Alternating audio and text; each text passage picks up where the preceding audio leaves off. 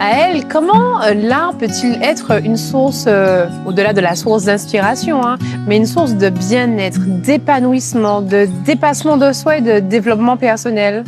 Alors, l'art peut être utilisé de différentes manières. Effectivement, on a l'artiste peintre qui va peindre ses tableaux, mais l'art aussi peut être utilisé dans l'art-thérapie.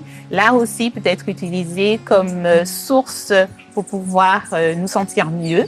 Donc, pouvoir poser la peinture sur une toile permet à celui qui le fait de lâcher prise, de se sentir mieux, de lâcher les pensées qui peuvent le tourmenter. Et voilà, une des facettes de l'art qui permet de s'en sortir bien. Tu as parlé de ce mot qu'on entend de plus en plus comme s'il répondait à un besoin de notre société, l'art-thérapie. Et d'ailleurs, c'est ce que tu fais. Alors, je crois que tu l'as déjà fait pour toi, Oui. en art-thérapie pour toi, Oui. et tu dispenses aujourd'hui pour les autres. Oui, c'est ça. Alors, c'est vrai que quand je peins mes toiles, c'est un moyen vraiment de pouvoir m'exprimer, dire ce que j'ai à dire, ce qui est silencieux et que je n'arrive pas forcément à sortir.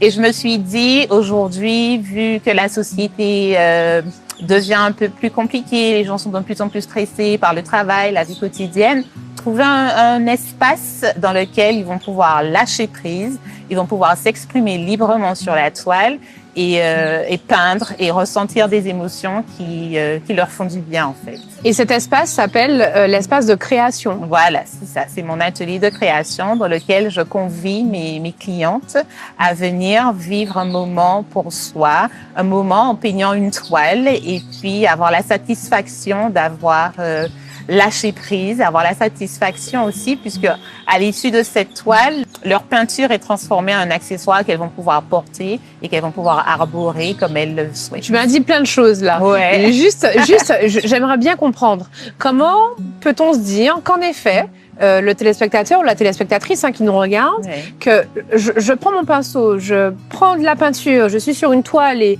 je commence à faire ce qui me passe par la tête, ça peut en fait me soulager, ça peut m'apaiser.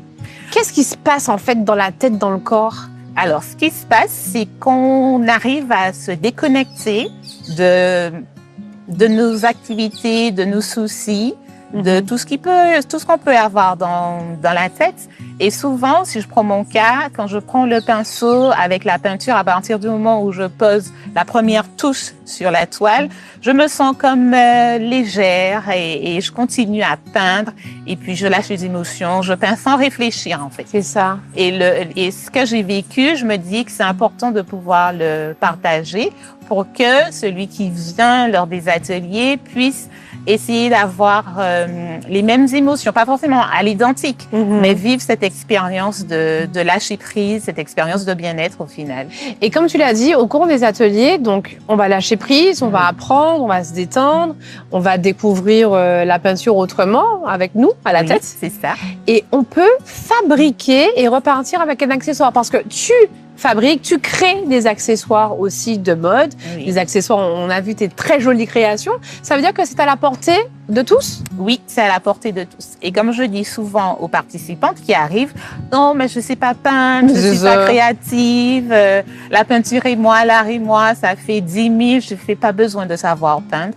Parce que le plus important, c'est de vivre le moment présent, de pouvoir s'exprimer librement, comme on est sur la toile. Et puis, comme tu le disais si bien, à la fin, en guise de satisfaction, il y a cette pochette, parce qu'effectivement, je fais de la maroquinerie d'art.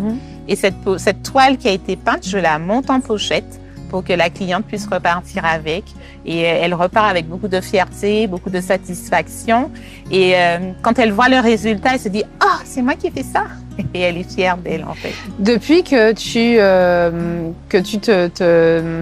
te lâches dans tous ces projets, parce que tu en as déjà eu des projets, Michaëlle Louridon, on la connaît depuis très longtemps, et encore plus sur Martinique Première. Oui, c'est ça. Depuis que tu te lâches et que tu t'épanouis dans tous ces projets, quelle satisfaction as-tu? Quel retour en fait as-tu? Alors, la plus grosse de mes satisfactions, c'est de voir le sourire de mes clientes.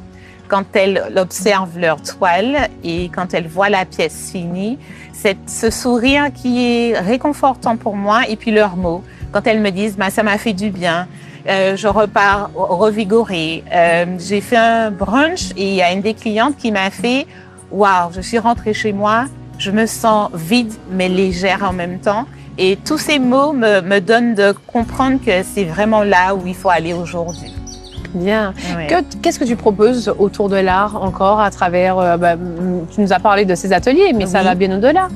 Ben, écoute, Tu as parlé de brunch. oui, c'est ça. C'est-à-dire que j'essaie de décliner cette pratique de l'art qui fait du bien. J'essaie de la décliner sur différentes facettes. Donc, il y a l'atelier L'Amour, il y a le brunch des arts où on vient, on brunch et en même temps on crée.